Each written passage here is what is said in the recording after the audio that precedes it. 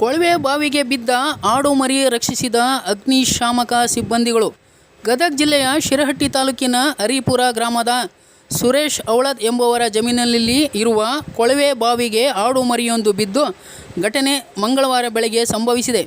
ಸಿದ್ದಪ್ಪ ಕಂಬಳಿ ಎಂಬುವರಿಗೆ ಸೇರಿದ ಆಡು ಮರಿಯು ಆಕಸ್ಮಿಕವಾಗಿ 30 ಅಡಿ ಆಳದಲ್ಲಿ ತೆರೆದ ಕೊಳವೆ ಬಾವಿಗೆ ಬಿದ್ದಿದೆ. ಘಟನೆಯ ಸುದ್ದಿ ತಿಳಿದು ಸ್ಥಳಕ್ಕೆ ದೌಡಾಯಿಸಿದ ಅಗ್ನಿಶಾಮಕ ಸಿಬ್ಬಂದಿಗಳು ನಿರಂತರವಾಗಿ 1 ತಾಸಿಗೂ ಅಧಿಕ ಸಮಯ ಹಗ್ಗದ ಸಹಾಯದಿಂದ ಕಾರ್ಯಾಚರಣೆ ನಡೆಸಿ ಆಡು ಮರಿಯನ್ನು ಮೇಲಕ್ಕೆತ್ತುವ ಮೂಲಕ ರಕ್ಷಿಸಿದ್ದಾರೆ. ಅಗ್ನಿಶಾಮಕ ಸಿಬ್ಬಂದಿಗಳ ಕಾರ್ಯಕ್ಕೆ ಸಾರ್ವಜನಿಕರು ಮೆಚ್ಚುಗೆ ವ್ಯಕ್ತಪಡಿಸಿದ್ದಾರೆ.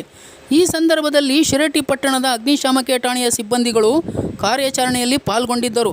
News bureau Chandrashekhar ಸೋಮಣ್ಣವರು.